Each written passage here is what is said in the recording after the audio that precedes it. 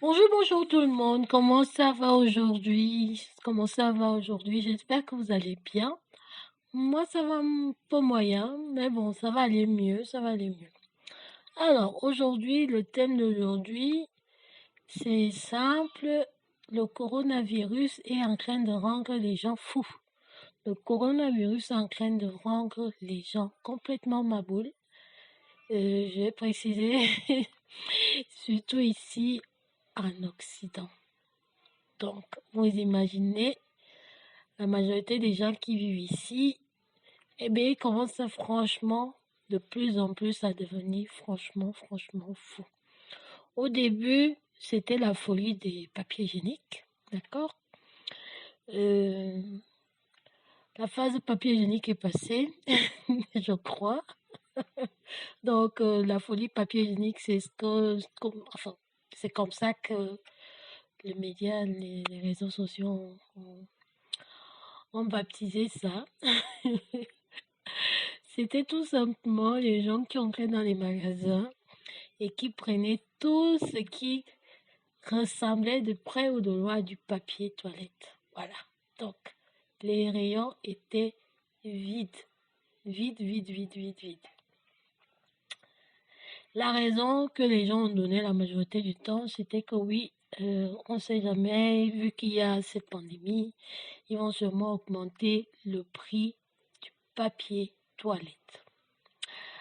Bon, cette phase est passée et je dois avouer qu'ils ont peut-être pas augmenté le prix du papier toilette, mais ils ont augmenté le prix de toutes les autres denrées.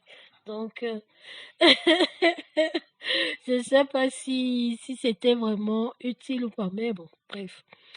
On ne juge pas, on fait juste des constats, ok? On constate juste. Donc, je disais au début de mon propos que les gens sont en train de devenir maboules complètement. Quand je dis les gens, quelque part, je m'inclus aussi dedans. Hein. N'allez pas croire que je pointe seulement le doigt sur les autres. Mais bon, moi, je peux dire encore, j'ai une raison autre que le Covid. Donc, ça va. Bref, une petite histoire. Faire les magasins aujourd'hui, c'est devenu franchement, un parcours du combattant. Vraiment. Vu que nous, en général, quand tu entres dans un magasin de vêtements, en général, bon, tu te retrouves un peu, on va dire, euh, harcelé, mais de manière quand même un peu soft, tu vois. Mais pendant la pandémie, l'harcèlement augmente encore, vu qu'on utilise exactement les mêmes méthodes sur nous, en général, que en temps de pandémie, comme en temps de non-pandémie, d'accord? Donc, en temps normal, on est toujours harcelé. Ça fait que la moindre remarque, ça te, comment on dit, t'es plus vite irrité en fait. Voilà. Pandémie plus harcèlement, ça fait perdre la boule. Ça fait perdre la boule sérieusement. Je suis vraiment en train de me rendre compte que ici en Occident, franchement, cette pandémie va rendre les gens fous. Heureusement que je vais pas faire partie. Mais même si c'est parce que j'ai constaté, hein, c'est pour cela que tu vois, la première étape, c'est de remarquer qu'il y a quelque chose qui ne va pas. Bref, tu entres dans un magasin de vêtements, tout de suite, tu es harcelé. On vient te harceler une première fois. Bon, là, l'harcèlement, c'est surtout qu'on voilà, on a peur que tu voles des trucs parce que ta couleur est illégale, donc tu vois, tu es tout de suite suspect. Il y a pas vraiment, on va dire, c'est pas très nouveau ça. Mais ce que toi tu ne constates pas, c'est qu'en plus de ça, il y a la pandémie, donc l'harcèlement est double. Eux, ils font leur travail de protection. Il ne faut pas se mettre nombreux sur eux-mêmes endroit et tout. Ils essayent, enfin, ils essayent. Mais toi, en fait, vu que c'est le mode de comportement qu'on a toujours envers toi, ce n'est pas, comment dire, les premières fois, ça ne te choque pas. Donc, tu dis, ok, c'est bon, c'est normal, elle fait son boulot, il n'y a pas de souci. Je vais faire attention qu'elle ne pense pas que je suis venue voler. Je vais vraiment je vais me contrôler, quoi. Donc, je vais être très, très soft. Je vais pas aller dans les excès. Mais tu te rends compte que on leur a donné des consignes, en fait, parce que le Covid. Donc, il faut pas que les gens s'amassent sur les, certaines zones, tout simplement. Les cabines d'échange et autres, à la caisse et blablabla, les distances. Tout ça, c'est compréhensible. Mais quand on te dit le nombre d'articles, tu sais déjà que toi, on te soupçonne déjà. Donc toi aussi, tu es déjà dans ton mode fermé, en fait. Donc tu es dans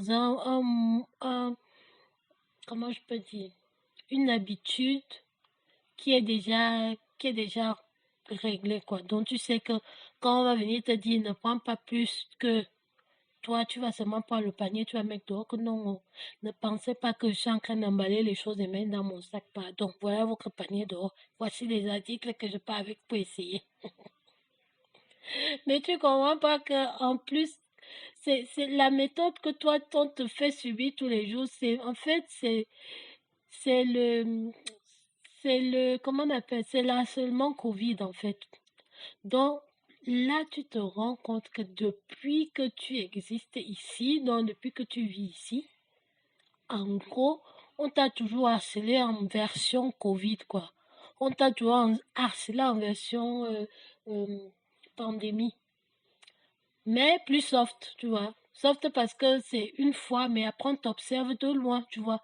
Donc tu vois comment, tu sens comment il y a un nombre toujours derrière toi qui te suit dans le magasin, si tu vois un peu. Et là, bon, c'est la norme. Mais maintenant, ça, c'est mode Covid. Et les vendeuses ne comprennent pas que nous, on vit mode Covid tout le temps. Donc, quand ça dépasse notre norme à nous, donc le supplément qu'ils ont ajouté là, donc cette nervosité-là, cette folie-là, nous, on ne comprend pas. Parce qu'on se dit, ok, c'est vrai, on est d'accord, on a compris. Couleur illégale, tu n'es pas un endroit là où on t'accueille avec voilà, les bras ouverts et tout. Tu n'es pas chez toi, comme on dit, rentrer chez vous, d'accord? Tu comprends tout ça. Mais le surplus, là, tu n'arrives pas à l'analyser, en fait, parce que ton cerveau n'a pas l'habitude. Il sait qu'après un certain nombre d'harcèlements, après, la plupart du temps, on te laisse tranquille et on te surveille de très loin. Mais là, tu constates non seulement on te surveille de loin, et en plus on te harcèle beaucoup plus que d'habitude. Mais tu comprends pas, parce que pour toi, ce n'est pas... C'est bizarre en fait. C'est trop bizarre. Et tu te rends compte que les personnes en face de toi ne sont pas professionnelles parce que ils ne comprennent pas en fait que toi, tu es noir 365 jours H24, quoi. Tu ne peux pas mettre pause sur ça. Donc, quand tu entres dans un magasin, tu sais déjà que tu es noir. Tu le sais.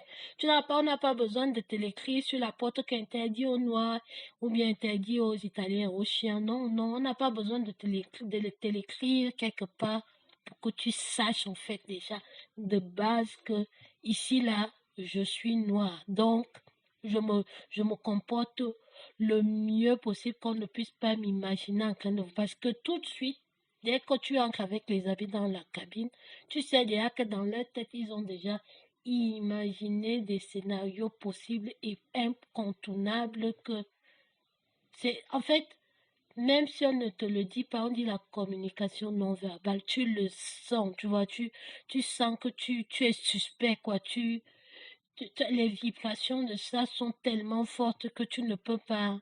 Maintenant, le truc, c'est que tu es en fait suspect par rapport au Covid. C'est ça, en fait. Et c'est ça qui ajoute tu vois. Donc, toi, tu es déjà dans ton mécanisme de défense que dès qu'on va t'attaquer, Tu vas dire, ok, j'ai compris, voilà, votre panier, je dépose dehors, je passe seulement avec un seul habit ou deux habits et j'essaye, et c'est tout ce que j'ai, je n'ai rien d'autre. Donc, tu essaies au maximum de rassurer que tu n'es pas là pour voler. Donc, tu, tu te justifies, quoi. Tu es vraiment en mode, s'il vous plaît, laissez-moi dépenser mon argent chez vous, quoi. En mode un peu comme ça, tu vois. Ce n'est même pas que tu as tellement, comment dire, en fait, tu n'as même pas le choix. Pour ne pas se mentir, je veux bien qu'on boycotte toutes les marques et tout. Moi, je suis pas contre le boycott. Mais aussi, il faut se dire la vérité, ça marche pas. Parce on est où ici? On est où ici? Tu vas boycotter tous les magasins, tu vas manger quoi? Tu vas boycotter tous les trucs, tu vas t'habiller ou tu vas commencer à fabriquer tes propres habits, cultiver ta propre bouffe et tout. Oui, ça c'est possible, mais ce n'est pas tout le monde qui peut faire ça. Si toi tu peux, c'est pas tout le monde qui peut le faire. Donc du coup, tu es en fait une victime, mais consentante en même temps. Donc tu es le bourreau et la victime en même temps. Donc tu es ton propre bourreau et ta propre victime. Je sais pas si vous imaginez à quel point c'est de la folie, quoi. C'est fou, c'est fou. On vit une période, mais qui pue, mais ça sent tellement mauvais, cette période-ci. Elle est horrible. Franchement, tu es une personne noire dans un pays occidental, tu es foutu. Tu es livré à toi-même, donc tu n'as même pas beaucoup de... Tu n'as pas de soutien, en fait. Parce que tu vas faire comment? Sérieusement. Si tu as la chance, par exemple, d'être dans les zones comme Paris, je dis bien, je dis pas la France, je dis bien Paris parce qu'en France, c'est pas partout la même chose. Si tu es en région comme Paris et tout, tu peux encore t'en sortir. Mais quand tu sors de cette zone-là, honnêtement, peu importe là où tu te trouves, tu es abandonné à toi-même, à ton sort et démerde-toi, quoi. C'est tout. Tu n'as pas le choix. Tu vas faire comment? En plus de cela, malheureusement pour toi, il n'y a pas un moment là où tu peux appuyer pause pour dire que à cette heure-ci là, je ne suis plus noire. C'est bon, j'appuie sur le bouton pause. Je veux un peu me reposer. Parce que à la seconde, dès que tu essaies même d'y penser, tu vas recevoir le retour du bâton qui va te rappeler ça à une puissance que toi-même tu te dis mince. D'accord, j'arrive.